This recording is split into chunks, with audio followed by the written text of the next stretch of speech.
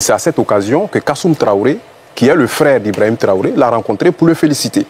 Et c'est de là que va partir une longue relation qui va aboutir justement à ce que nous sommes en train de voir aujourd'hui. Donc Kassoum Traoré, qui le rencontre et qui connaît un peu ses entrées dans le milieu du showbiz, qui connaît un peu ses connexions, décide justement de lui confier un certain nombre de missions.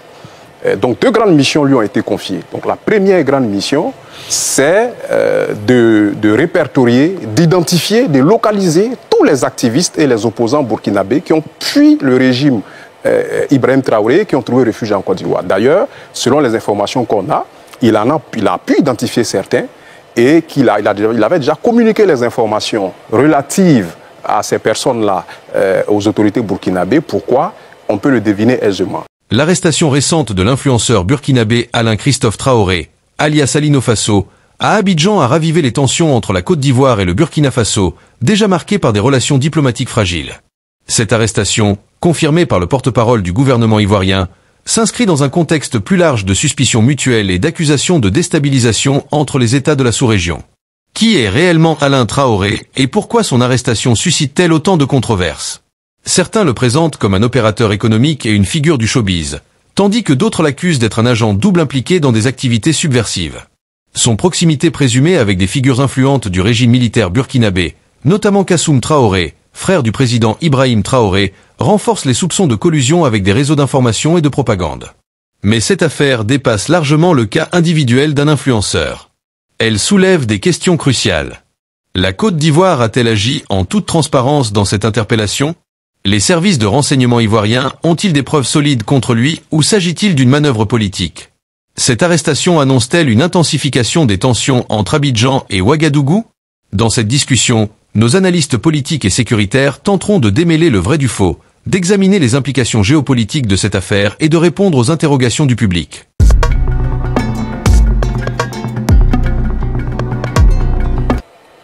André Sylvain Konan, on commence avec vous. Alino Faso, vous le connaissez, vous le connaissiez avant cet incident. Qu'est-ce que vous savez de cette affaire? Oui, Alino Faso, je le connais. Je sais que j'ai eu déjà des communications avec lui. Ces communications remontent à 2 ou 3 ans, quand notre groupe de presse voulait donc créer un autre site internet, allbuzafrica.com. Étant donné qu'il est dans le domaine culturel, nous avons pris l'initiative d'entrer en contact avec lui pour qu'il puisse nous aider à identifier un certain nombre d'influenceurs au Burkina Faso que nos journalistes pourraient suivre. Depuis lors, ça remonte, je crois, en 2022. J'ai encore les conversations. Depuis lors, donc, nous sommes restés plus ou moins en contact, mais ces contacts n'ont pas été suivis. Je sais que quand j'ai appris son arrestation, j'ai regardé nos conversations qui remontaient à 2023, donc un peu plus de 2 ans. C'est quelqu'un, effectivement, que nos médias suivaient, parce qu'il avait de l'influence, il était très suivi sur les réseaux sociaux. Et donc, nos médias ont souvent reproduit certains articles le concernant. Je sais qu'il habite en Côte d'Ivoire depuis un bon bout de temps. Voilà, je sais aussi que, je crois, sa famille avait connu des problèmes par le passé avec d'anciens régimes. Je ne sais plus très bien lesquels. Et puis bon, j'ai appris donc son arrestation. Sur le sujet, j'aimerais donner une opinion. Allez-y. En fait, de nombreuses personnes sont interpellées en Côte d'Ivoire et leurs proches parlent d'enlèvement. Que ce soit récemment avec Alino Faso, comme auparavant avec certains proches de l'opposition. Je pense qu'il y a quelque chose à faire. Parce que si les personnes estiment que, les proches des personnes estiment qu'elles ont été enlevées, c'est bien parce que au moment de l'interpellation, il y a une opacité. Il y a une opacité. Et donc je pense que sur ce sujet, il y a quelque chose à faire. Le porte-parole du gouvernement a déclaré que ça s'est passé dans les règles de l'art. Je veux bien le croire, mais je souhaite que les procédures rassurent davantage les usagers. Donc, quand on va arrêter quelqu'un, il faut qu'on sache qui l'arrête et où on l'amène. Aussi simple que ça. Il n'y a pas besoin de faire tout un mystère autour de l'endroit où on va l'amener pour que 2 ou 3 jours après, on sache si il a peut-être été amené à la DST. Voilà. Je souhaite que ça se soit vu par les autorités. Ça, c'est entre parenthèses. Maintenant, sur le fond de l'affaire, je me garde vraiment d'entrer dans le fond du sujet. Une chose est certaine, connaissant un peu le fonctionnement des renseignements ivoiriens, je ne suis pas sûr que les renseignements ivoiriens l'aient interpellé pour l'interpeller. Je suis convaincu qu'il y a des éléments sur lesquels les renseignements se sont fondés, que ces éléments soient vraiment pertinents ou non, qu'ils soient accusateurs ou non, qu'ils l'enfoncent ou non. Une chose est certaine, je suis convaincu, connaissant le fonctionnement des renseignements ivoiriens, qu'il a été interpellé sur la base de certaines choses qu'on lui reproche. Vrai ou fausse, ça c'est un autre débat. Réaction, Yacouba Doumbia? Alors, en ce qui concerne Alino Faso, en ma qualité de journaliste, j'ai quand même investigué et j'ai pu obtenir un certain nombre d'informations de sources vraiment très très proches du dossier. Alors ce que les gens doivent comprendre, selon les investigations, les résultats de nos investigations, Alino Faso, c'est 3 visages. C'est-à-dire? Le premier visage, c'est Alino Faso, l'opérateur économique, donc détenteur d'un endroit de vente de volaille, de viande de volaille. Après, il y a Alino Faso, l'homme du showbiz, quelqu'un qui est en connexion avec certaines célébrités, certains artistes. Et puis, le troisième visage qui est méconnu et qui est caché par les 2 premiers visages, c'est Alino Faso, agent double.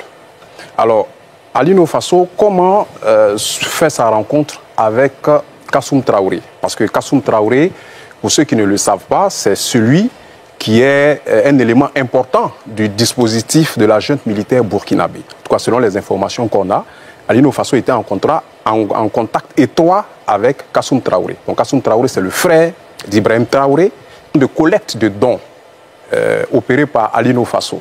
Je crois Alino Faso a déclaré avoir collecté 750 tonnes de vivres pour les populations de Djibo. Djibo, c'est une localité située au Burkina Faso qui a fait l'objet d'attaques terroristes. Donc, Alino Faso a lancé une collecte de dons destinée aux populations de Djibo. Et c'est à cette occasion que Kassoum Traoré, qui est le frère d'Ibrahim Traoré, l'a rencontré pour le féliciter. Et c'est de là que va partir une longue relation qui va aboutir justement à ce que nous sommes en train de voir aujourd'hui. Donc Kassoum Traoré, qui le rencontre et qui connaît un peu ses entrées dans le milieu du showbiz, qui connaît un peu ses connexions, décide justement de lui confier un certain nombre de missions. Donc 2 grandes missions lui ont été confiées. Donc la première grande mission, c'est de répertorier, d'identifier, de localiser tous les activistes et les opposants burkinabés qui ont fui le régime Ibrahim Traoré, qui ont trouvé refuge en Côte d'Ivoire. D'ailleurs, selon les informations qu'on a, il a pu identifier certains et il avait déjà communiqué les informations relatives à ces personnes-là aux autorités burkinabées. Pourquoi? On peut le deviner aisément. Maintenant, la deuxième grande mission qui lui a été confiée, c'est justement d'appartenir justement à ce bataillon d'information rapide et de communication qui a été monté au Burkina et dont les médias internationaux avaient fait cas. Alors, le rôle de ce bataillon, c'est de monter un ensemble d'informations, de trolls, qu'on appelle généralement fake news, pour déstabiliser les institutions de la République. Donc, l'objectif, justement, c'est de susciter la révolte. Kassoum Traoré, qui est le frère d'Ibrahim Traoré, le mettra en contact avec Ibrahim Traoré lui-même, qui le mettra en contact avec Oumarou Yabré, qui est le patron de l'ANR, l'ex-ANR, qui est l'Agence nationale de renseignement burkinabé. Donc, Oumarou Yabré, qui est aujourd'hui le président du Conseil national de sécurité, va prendre en charge Alino Faso en vue de lui fournir un certain nombre d'informations et de le mettre dans le grand dispositif du bataillon d'information rapide et de communication. Ce grand dispositif qui est composé d'activistes sur les réseaux sociaux proches de Guillaume Soro. Donc vous avez un certain nombre d'activistes proches de Guillaume Soro. Il y a Soulé de Paris, il y a la GEP, Amiral Blindé, et ensuite des activistes proches du PPACI. Donc vous avez Suleiman Gbagbo Koné. Tous ceux-là font partie du BIRC. Et puis tout ça est coordonné par un certain Ibrahim Maïga qui se retrouve actuellement aux États-Unis. Donc D'ailleurs, le BIRC a été dénoncé par Confidential Afrique, qui est un média en ligne, qui avait révélé justement l'utilisation de certains cyberactivistes proches d'une puissance étrangère qui percevaient entre 300 et 500 euros pour pouvoir justement lancer des trolls contre la CEDEAO, contre la France et justement contre la Côte d'Ivoire. Donc voilà, résumer la situation d'Ali Faso selon les éléments d'information que nous avons jusqu'à présent et qui justifient son arrestation. Très bien. Jean-André, réaction?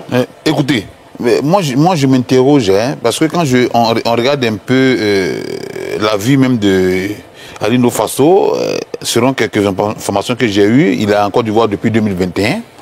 Et il fait ses activités tranquillement en Côte d'Ivoire, il va au Burkina, il revient. Et depuis 2021, on sait qu'en septembre 2022, quand la junte a pris le pouvoir au Burkina Faso, il s'est rapproché de cette junte-là. Récemment, même en octobre, il était au Burkina, où il a organisé une cérémonie pour soutien à la junte. Bon, les autorités ivoiriennes quand même avaient toutes ces informations. Mais pourquoi laisser le monsieur vaquer à ses occupations et gérer tout ce groupe-là sans rien dire? Et puis un matin, comme l'a dit Sylvain, on met la main sur lui et il y a une opacité au niveau même de l'arrestation. Qu'est-ce qui s'est passé et qui a causé l'arrestation de Ali Faso? On ne sait pas. Il fallait communiquer pour ne pas que le mot enlèvement soit encore dans la bouche des Ivoiriens. Il fallait communiquer un peu sur l'arrestation même d'Ali Faso. On n'a pas fait. Le gouvernement ivoirien dit, par la bouche de son porte-parole, indique que ça a respecté les règles de l'art. Nous sommes d'accord avec ça. Mais qu'est-ce qui a causé l'arrestation d'Ali Faso? Là, jusqu'à là, on ne sait pas. Donc, la thèse de l'enlèvement est toujours maintenue puisqu'on ne sait pas pourquoi il a été enlevé. Bon, d'aucuns indiquent que c'est son rapprochement avec Ibrahim Maïga, comme l'a indiqué tout à l'heure le confrère, son rapprochement avec Ibrahim Maïga qui a causé l'arrestation. Mais bon, ça, c'est les hypothèses qu'on émet. Mais aujourd'hui, ce que moi, je voudrais souligner, c'est qu'il faudrait que notre diplomatie ou peut-être nos services de sécurité soient un peu plus percutants sur certaines situations. Quand un individu qui est en Côte d'Ivoire, qui opère des activités, qui a 3 visages, comme l'a indiqué Doumbia tout à l'heure, mais il faudrait que déjà on puisse alerter cet individu-là sur ses activités qu'il mène. Mais il ne faudrait pas attendre et puis un matin, on surprend la population ivoirienne, on prend le monsieur, on ne sait pas pourquoi on l'a pris. Il y a encore un gars qui était un activiste très virulent envers les autorités ivoiriennes, on ne le sait pas. Est-ce que c'est parce qu'il coordonne le BRIC? On ne le sait pas. Bon, on attend que le gouvernement ivoirien puisse éclairer la lanterne des Ivoiriens sur cette situation pour éviter que nous puissions toujours soutenir la thèse de l'enlèvement. André Couillon. Merci bien Ali. Merci, j'ai écouté avec beaucoup d'attention les différentes interventions et je voudrais déjà éclairer les uns les autres qu'en matière de procédure et d'enquête de police, pour certaines infractions qualifiées de crimes, donc du fait de leur gravité, les enquêteurs prennent le temps de monter un dossier. Donc ce n'est pas de but en blanc que l'on procède à une arrestation. Parce que pour que l'on puisse mener une opération de ce genre en vue d'obtenir une inculpation, il va falloir que les raisons soient sérieuses. Et pour que les raisons soient sérieuses, il faut réunir un certain nombre d'indices graves et concordants de nature à motiver une inculpation, le cas échéant. Par voie de conséquence, la question du secret de l'instruction et des enquêtes est maintenue, est un principe appliqué dans tous les États du monde. Et la question même de la durabilité ou de la durée sur le temps, la durée ou le temps mis en vue de pouvoir mener ces enquêtes-là font partie des règles ou des mécanismes qui sont appliqués dans tous les services de police. Donc sur ce fait-là, ce n'est donc qui comporte des indices graves et concordants. Pour ça, c'est important de pouvoir le souligner. Deuxième chose, si donc il est bon de pouvoir s'interroger sur les conditions d'arrestation,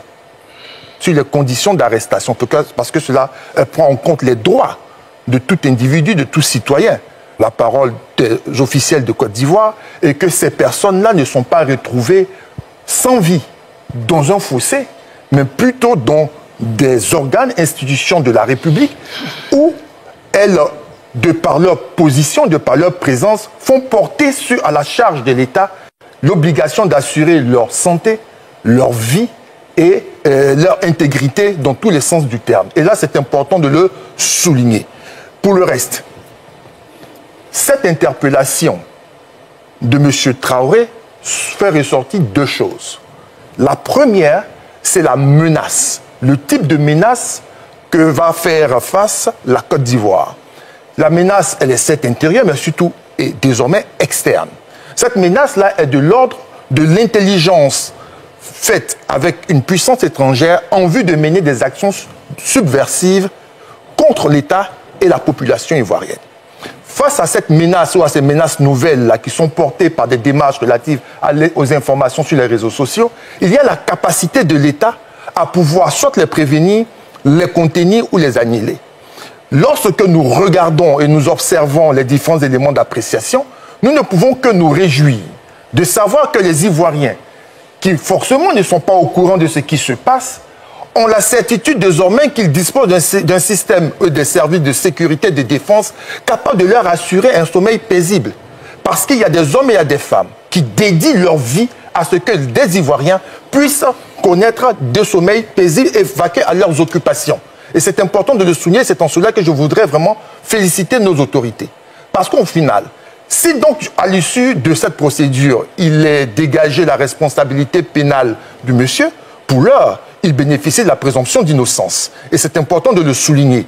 Et donc le secret de l'instruction fait que l'on a laissé les autorités de police mener leurs investigations, mais comme l'a dit le porte-parole du gouvernement, par devoir de redevabilité et de transparence, le procureur de la République viendra présenter, décidera soit de l'inculper ou pas. Et c'est important de le faire savoir parce qu'un état de droit est un état qui, nonobstant le caractère dangereux de la personne qui est saisie, qui est interpellée, veillera à ce que les conditions et les règles de procédure soient respectées. Et ce qui est important pour nous d'un point de vue politique et de gouvernance, c'est que la Côte d'Ivoire se donne les moyens d'assurer l'ordre en son sein et veiller à ce que les populations puissent mener de manière correcte leurs activités économiques. Et ça, c'est important de pouvoir le souligner. Et nous voulons voir l'issue de cette affaire-là et par la suite, veiller à ce que notre pays puisse, face à toutes ces différentes menaces qui se présentent à lui et à sa population, se donner les moyens d'assurer notre sécurité. John Moto. Oui, je souris un peu quand j'ai écouté mon ami Jérôme Dry. Pourquoi? On ne peut pas reprocher à nos autorités de prendre quelqu'un un jour.